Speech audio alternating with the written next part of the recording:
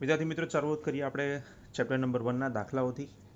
સ્વાધ્યાયના દાખલા નંબર 1 જ્યાં આપણી પાસે આપેલું છે કે વિદ્યુતભારો છે 2 × 10⁻7 ઘાત કુલમ અને બીજો વિદ્યુતભાર છે Q2 = 3 × 10⁻⁷ કુલમ. આ બંને વિદ્યુતભારો એકબીજાથી હવામાં એટલે કે 30 સેન્ટીમીટર અંતરે છે અને આ બંને વિદ્યુતભારો વચ્ચે લાગતું બળ શોધવું છે. સૌથી પહેલાં આઈડેન્ટિફાઈ કરી લઈએ કે આપણી પાસે વિદ્યુતભાર અથવા તો જે પણ ડેટા આપ્યો છે અને એક બાજુ બાયફર્કેટ કરતા એટલે કે અલગ પાડતા.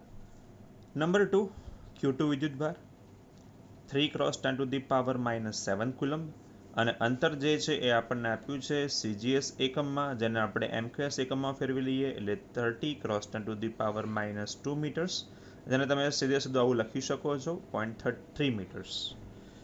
વિદ્યુતીય બળ શોધવું છે અને આ બંને વિદ્યુતભારો જે છે એટલે કે હવામાં છે, જેને આપણે કહીએ છીએ શૂન્યાવકાશમાં છે. F = સૂત્ર આપણી પાસે તૈયાર છે Q1 Q2 / r², જ્યાં કિંમતો મૂકતા F = 2 × 10⁻⁷ 3 × 10⁻⁷. આ કિંમત જે છે એની બાજુમાં હવા કીધું છે આપણને એટલે 1/4πε0 મૂકી દઈએ. 1/4πε0 કે જેની સ્ટાન્ડર્ડ કિંમત આપણને ખબર છે, જેને આપણે K કહી ચૂક્યા છે 9 × 10⁹ મૂકી દઈએ. 9 × 10⁹ 0.3 સેન્ટીમીટરની જગ્યાએ મીટરમાં કન્વર્ટ કરી નાખ્યા છે.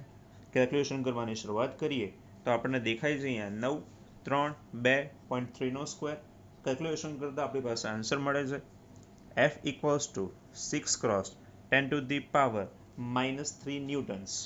આનો અર્થ એવો થયો કે જ્યારે બંને વિદ્યુતભારોને શૂન્યાવકાશમાં તો હવામાં મૂકેલા હોય ત્યારે તેના પર લાગતું બળ છે 6 × 10⁻³ ન્યૂટન. એક્ઝામ્પલ નંબર 2 આપણી પાસે છે. બે વિદ્યુતભારો છે.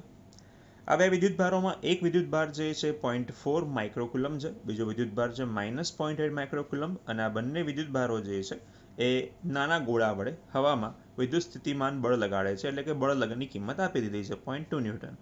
તો આ બંને વિદ્યુતભારોના કારણે અથવા તો બંનેનું વચ્ચેનું અંતર કેટલું હશે? આપણે કમ્પેર કરીએ પહેલાના દાખલાથી. પહેલાના દાખલામાં આપણને બે વિદ્યુતભારો આપેલા હતા, જે આપણને અહીંયા પણ આપેલા છે.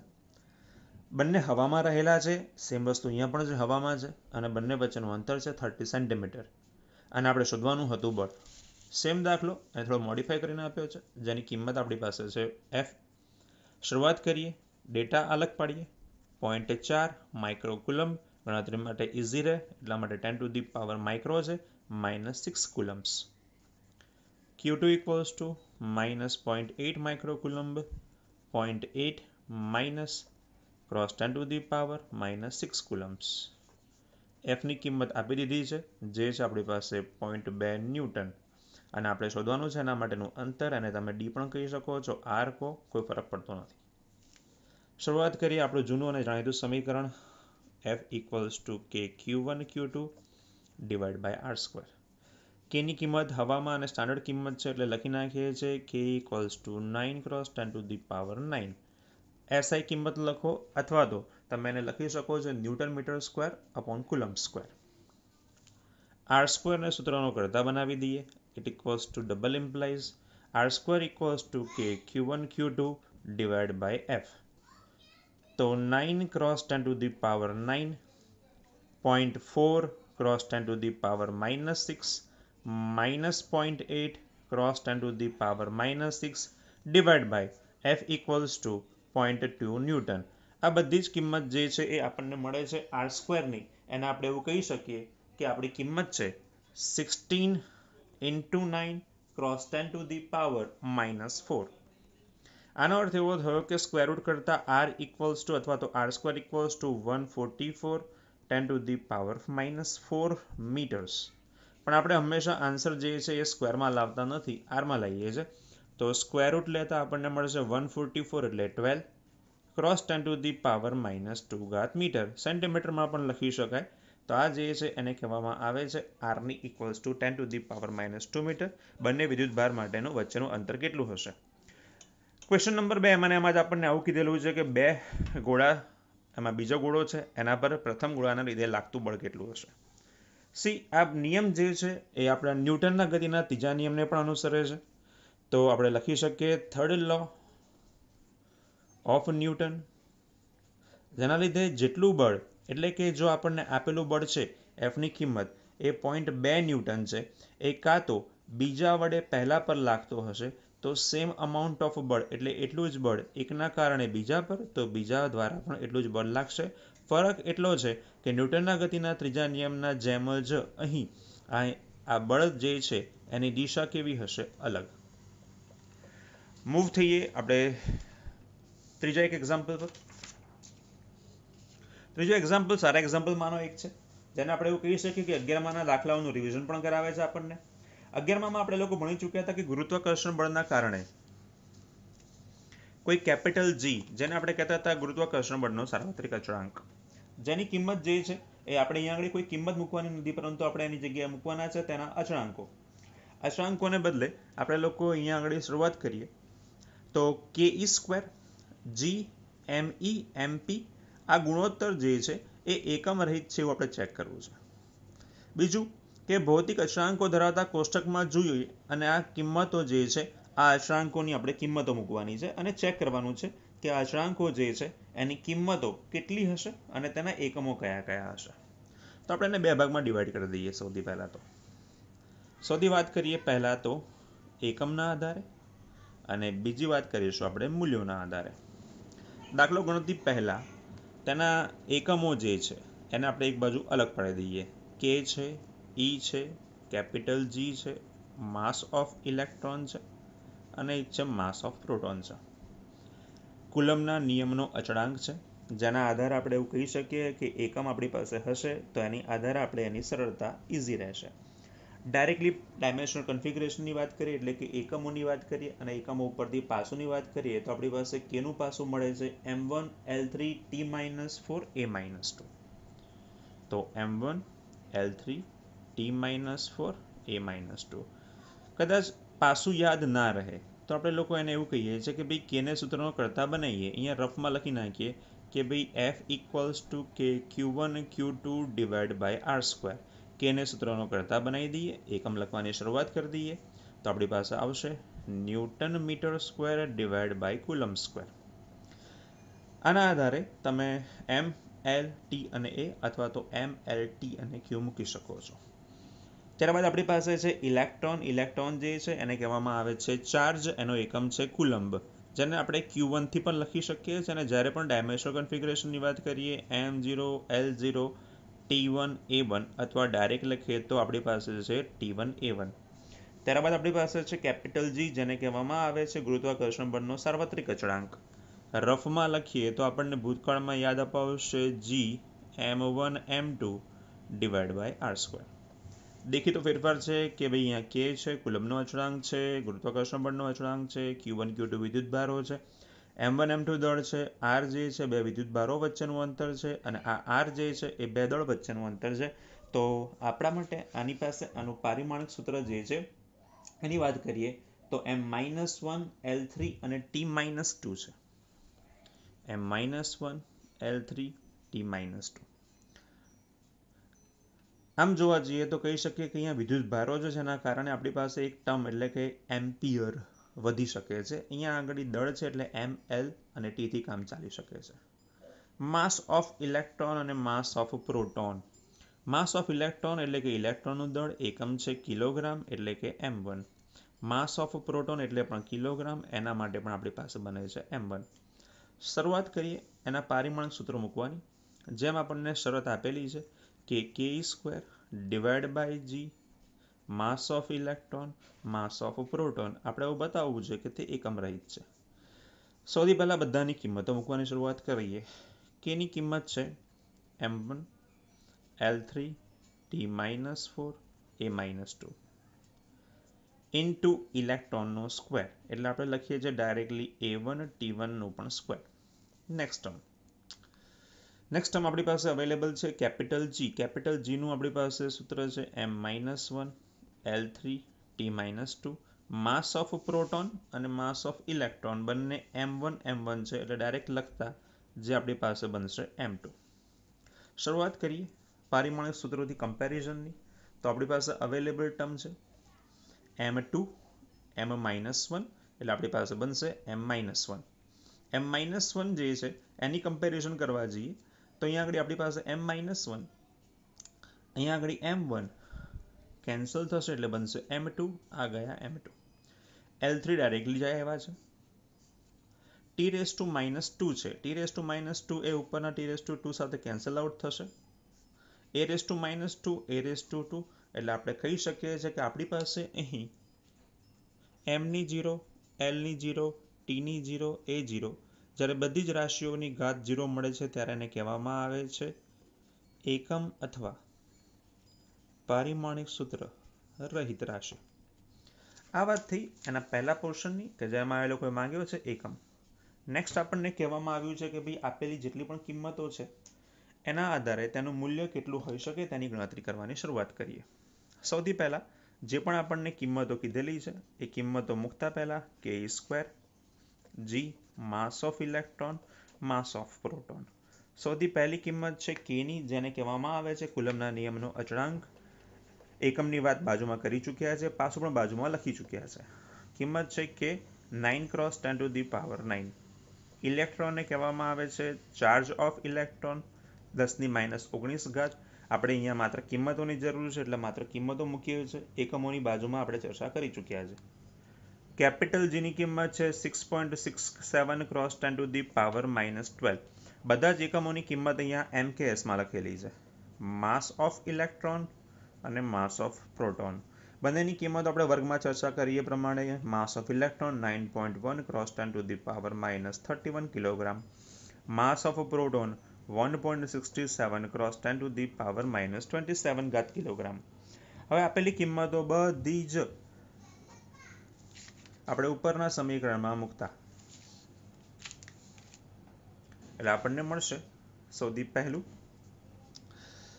કે 9 × 10⁻9 into 1.6 × 10⁻19² divided by કેપિટલ જીની કિંમત છે 6.67 10⁻12 into માસ ઓફ ઇલેક્ટ્રોન એટલે 9.1 × 10⁻31 into 1.67 × 10⁻27.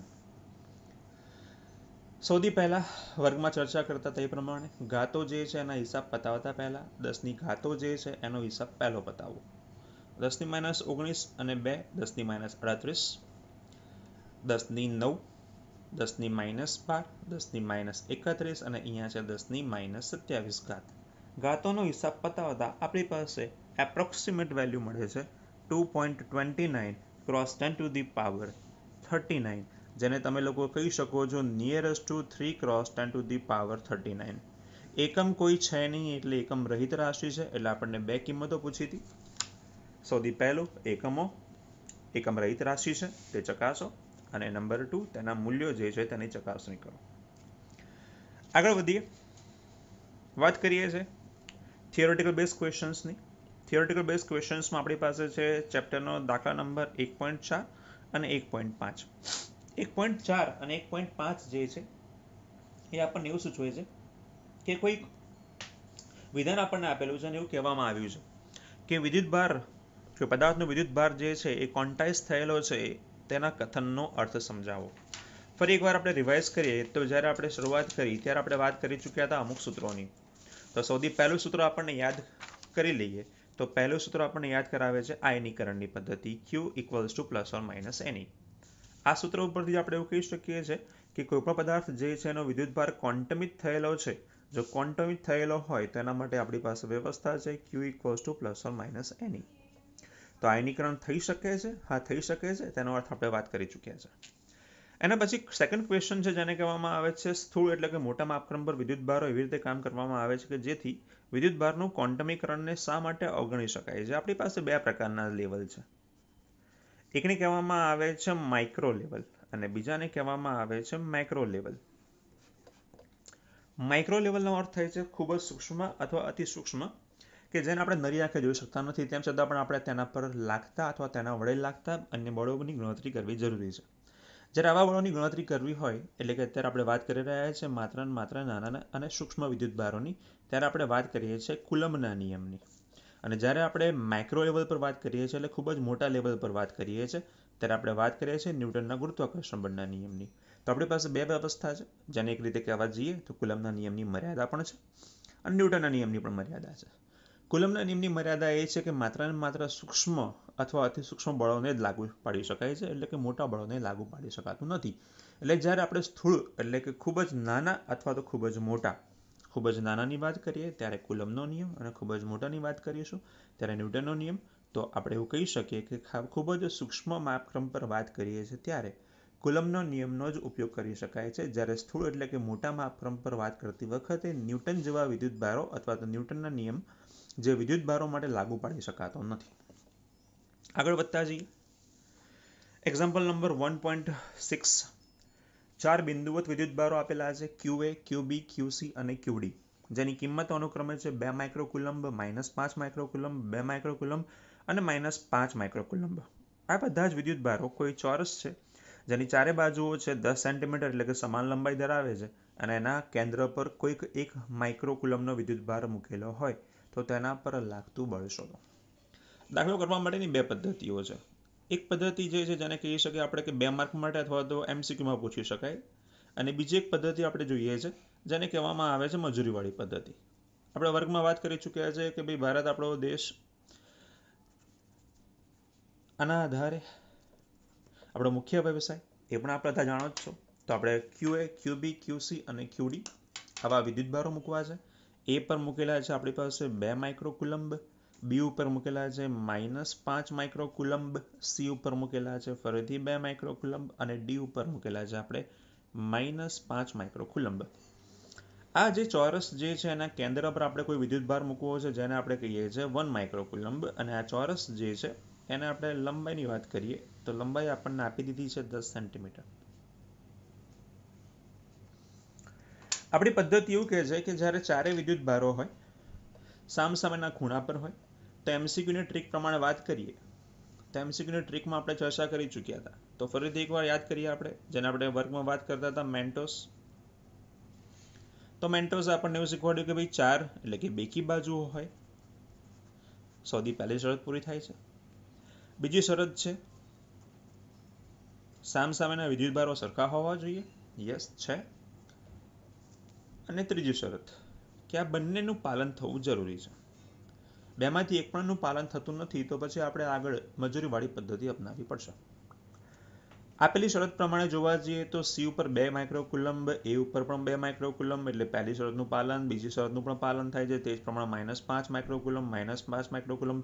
તો આપેલી ક્ષેત્ર રેખાઓ બધી જ સામસામે સરખી લાગતી હોવાના કારણે આપણને મળશે અહીં ડાયરેક્ટ કહીએ તો F = 0, એટલે કે લાગતું બળ જે છે એને કહેવામાં આવે છે 0. પરંતુ આ જ દાખલો જ્યારે આપણને 3 માર્કમાં પૂછે છે ત્યારે ગણતરી દર્શાવીએ ફરી એકવાર. A, B, C અને D આ ચારેય વિદ્યુતભારો જે છે એને ફરીથી 2 માઇક્રોકુલમ્બ, -5 માઇક્રોકુલમ્બ, 2 માઇક્રોકુલમ્બ અને -5 માઇક્રોકુલમ્બ, જેના કેન્દ્ર પર ફરી વિદ્યુતભાર મૂક્યો છે 1 માઇક્રોકુલમ્બ. ચારે બાજુઓ સરખી છે એટલે કે 10 સેન્ટીમીટર.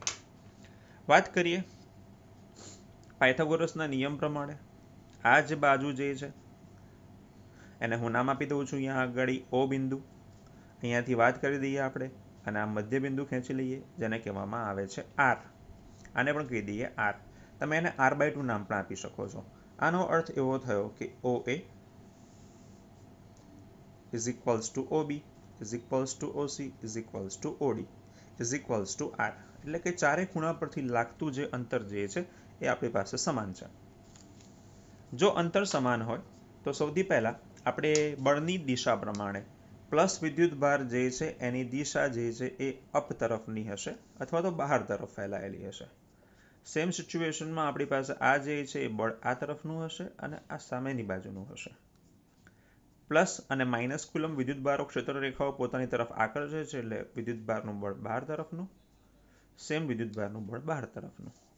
પહેલાની વાત કરીએ તો F1 = KQ of A અને Q of 0.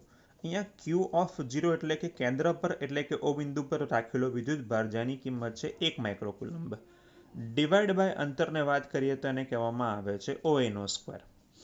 તો સૌથી પહેલા આપણી પાસે મળશે F1 = 9 × 10⁹ ક્યુ ઓફ એની કિંમત છે 2 માઇક્રોકુલમ્બ 10⁻⁻6 અને ક્યુ ઓફ ઓની કિંમત છે 1 માઇક્રોકુલમ્બ એટલે 10⁻⁶ ડિવાઈડ બાય આર સ્ક્વેરને હમણાં એમને એમ રાખું છું, કિંમત મૂકવાની જરૂર નથી, અથવા તો પાયથાગોરસના નિયમ પ્રમાણે કિંમત શોધી શકીએ છીએ. કિંમત મેળવતા આપણને મળે છે f1 = -6 -6 -12 અને પ્લસ 10⁻³ એટલે 10⁻+3 ડિવાઈડ બાય આર સ્ક્વેર 9 અને આપણી પાસે કિંમત મળે છે 18. આ જ રીતે આપણે વાત કરીએ F2 ની, તો આ જે બળ જે છે એ ઉપર તરફ જઈ રહ્યું છે. હું ઉપરની દિશાને લઉં છું ધન, નીચેની દિશાને તરફને લઈશું ઋણ. તો F2 માટે આપણને આન્સર તો સેમ મળશે 18 × 10⁻³ પણ અહીં બળ નીચે તરફ લાગતું હોવાના કારણે માઇનસ. F3 ની વાત કરીએ, F3 માટે પણ આપણે વાત કરીએ અથવા તો FC કહી શકીએ કે Q of C Q of 0 R².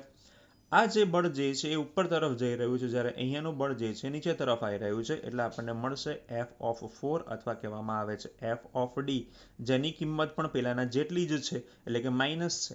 એટલે સૂત્ર મળશે -K QC Q0/R². ફરીવાર વાત કરીએ કુલમના નિયમ માટે સંપાતપણાનો સિદ્ધાંત, જેણે આપણને આવું શીખવાડ્યું કે જ્યારે બધા જ બળો હોય એનો કુલ સરવાળો અથવા કે બે કરતાં વધારે વિદ્યુતભારો હોય તો એનો બેઝિક સરવાળો કરીએ છીએ, તો આપણને મળે છે F1 18 10⁻³ -18 10⁻³ કે QC Q0 કિંમત મૂકી શકો છો, QD Q0 કિંમત મૂકી શકીએ છીએ. આના આધારે આપણને આન્સર મળશે 0. અહીંયા ગણતરી કરતી વખત એક વાત ધ્યાન રાખવી કે જ્યારે જે પણ વિદ્યુતભારો છે તેની કિંમતો સમાન હોય, અથવા તો અંતર અહીં R છે જે આપણે પહેલા લખી ચૂક્યા છે, OA OB OC અને OD કે જેના કેન્દ્રથી અથવા તો મધ્યબિંદુથી ચારે ખૂણા પરના અંતરો સમાન છે. 7મા દાખલાની વાત કરીએ. 7મો દાખલો આપણને યાદ કરાવે છે આમાં આપણા વિદ્યુત ક્ષેત્ર રેખાઓના ગુણધર્મો. જેમ આપણે વાત કરી ચૂક્યા હતા કે આપણી પાસે જ્યારે પ્લસ વિદ્યુતભાર હશે ત્યારે ક્ષેત્ર રેખાઓ જે છે બધી દિશામાં બહાર સમાન રીતે વિતરિત થયેલી હશે. માઇનસ હશે ત્યારે ક્ષેત્ર રેખાઓ જે છે સમાન બધી તરફથી અંદર તરફ આવતી હશે. જ્યારે પ્લસ અને માઇનસ વિદ્યુતભારો હશે ત્યારે ક્ષેત્ર રેખાઓ પ્લસથી માઇનસ તરફ જતી હશે અને ક્ષેત્ર રેખાઓ જે છે એ સળંગ હોવી જરૂરી છે. ક્ષેત્ર રેખાઓ જો તૂટક બતાવીએ છે, જે ખરેખરમાં શક્ય નથી. તૂટક દર્શાવતી ક્ષેત્ર રેખાનો અર્થ થાય છે કે ક્ષેત્ર રેખાઓ જે છે તે ત્યાં તેનું મૂલ્ય ઘટે છે અથવા તો શૂન્ય થઈ જાય છે. એટલે જે આપણે ક્ષેત્ર રેખાઓના ગુણધર્મોની વાત કરતા હતા એ બધા જ ક્ષેત્ર રેખાના ગુણધર્મો અને ડાયપોલ મોમેન્ટ માટેના ગુણધર્મો જેની આપણે ચર્ચા કરીએ, તો ડાયપોલ મોમેન્ટના ગુણધર્મો આપણને એક વખત રિવિઝન કરવા જરૂરી છે. પહેલો ક્વેશ્ચન આપણને 1.7 નંબરના દાખલામાં એવું બતાવે છે કે સ્થિત વિદ્યુત ક્ષેત્ર રેખાઓ એ સળંગ વક્ર છે, એટલે કે ક્ષેત્ર રેખાઓમાં અચાનક જ ભંગાણ, ગાબડા કે વિચ્છેદ ન હોઈ શકે. આવું શા માટે?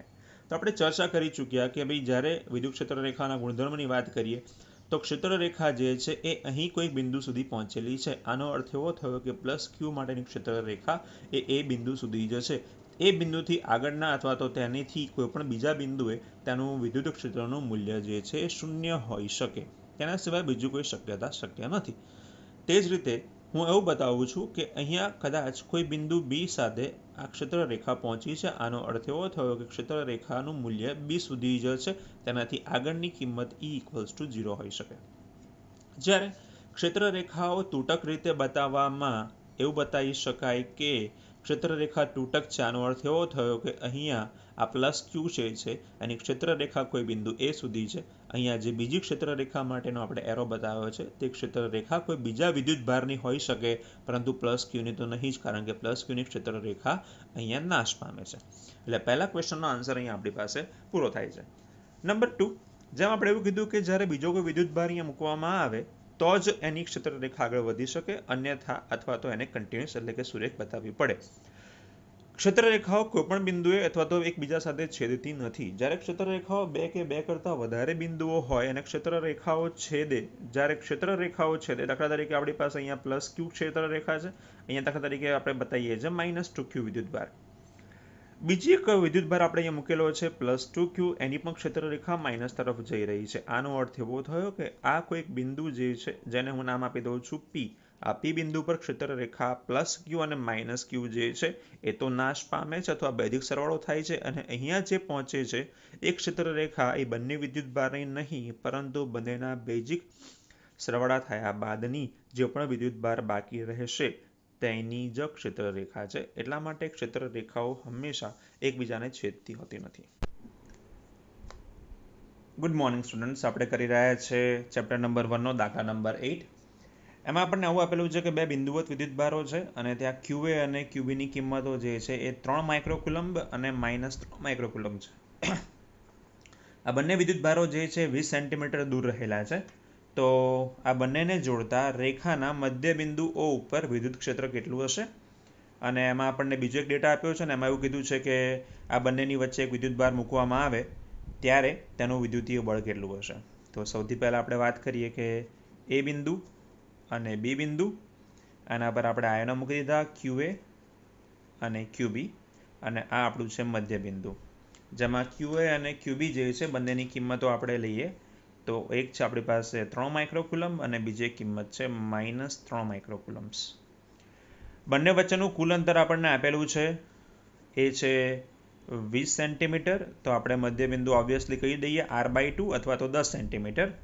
તે જ રીતે આપણી પાસે OBનું પણ અંતર છે, એટલે આપણે લખી શકીએ છીએ કે OA is equals to OB is equals to 10 centimetre.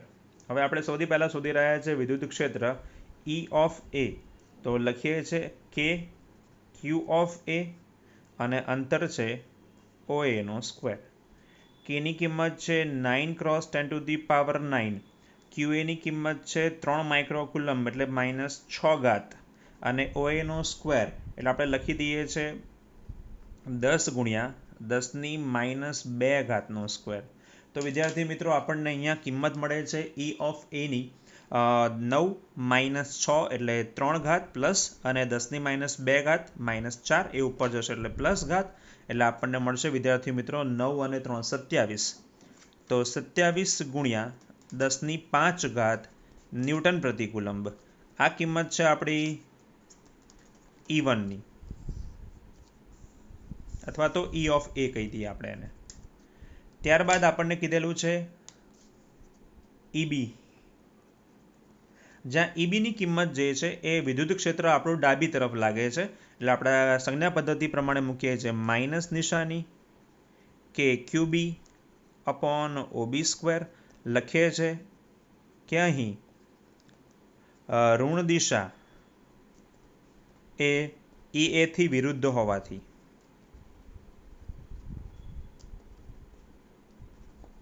તો અહીંયા આપણે કિંમતો મૂકતા જઈએ તો -9 10⁹ -3 10⁻6 ડિવાઈડ બાય 10 × 10⁻²નો સ્ક્વેર. તો વિદ્યાર્થી મિત્રો આપણને અહીંયા કિંમત મળે છે EB is equals to 27 × 10⁵ newton પ્રતિ કુલમ્બ. હવે આપણે વાત કરી રહ્યા છીએ અહીંયા કુલ વિદ્યુત ક્ષેત્ર, જેને આપણે નામ આપીએ છીએ E. તો લખીએ છીએ E is equals to E1 + E2. તો આપણે E1 અને E2ની કિંમતો સમાન છે, ઘાતો પણ સમાન છે.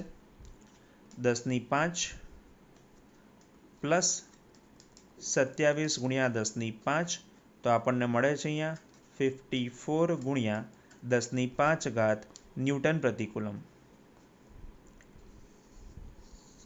હવે ત્યારબાદ વિદ્યાર્થી મિત્રો આપણને આ જ એક્ઝામ્પલમાં એવું કીધું છે કે ભાઈ વિદ્યુત બળ શોધો કે જ્યાં અહીંયા કોઈ વિદ્યુતભાર મૂકેલો છે જેની કિંમત છે 1.5 × 10⁻9 કુલમ્બ. હવે વિદ્યાર્થી મિત્રો તમે જોઈ શકો છો કે આ જ કિંમત માટે તમે F1 માટે કે QA અહીંયા જે વિદ્યુતભાર મૂક્યો છે એને નામ આપી દઈએ Q2 / અંતરનો સ્ક્વેર. ફરીવાર QB વિદ્યુતભાર કેન્દ્રમાં છે, અંતરનો સ્ક્વેર કરીને બંનેનો સરવાળો કરી શકો છો. અથવા તો અહીં આપણી પાસે એક નાનકડી મેથડ છે કે જ્યાં આપણે ડાયરેક્ટલી E તો શોધી ચૂક્યા છે, તો F બરાબર તો QE, એની મદદથી તમે વિદ્યુતીય બળ શોધી શકો છો. તો F ઇઝ ઇક્વલ્સ ટુ 1.5 × 10⁻⁹ અને વિદ્યુત ક્ષેત્ર તમે કુલ શોધી લાયા છો તો 10⁵. તો આપણને મળશે F is equals to 81 cross 10⁵ newton. તો આ એક્ઝામ્પલ જે છે એ આપણા સાદા એક્ઝામ્પલ્સ છે એના જેવો જ છે, પણ તમે કદાચ એને Q0 કરીને એની લેન્થ વધારી શકો, પણ એનો કોઈ મિનિંગ નથી. તો આ રીતે તમે સ્માર્ટ કામ કરીને એક્ઝામ્પલ્સ જે છે એને સોલ્વ કરી શકો છો. Thank you.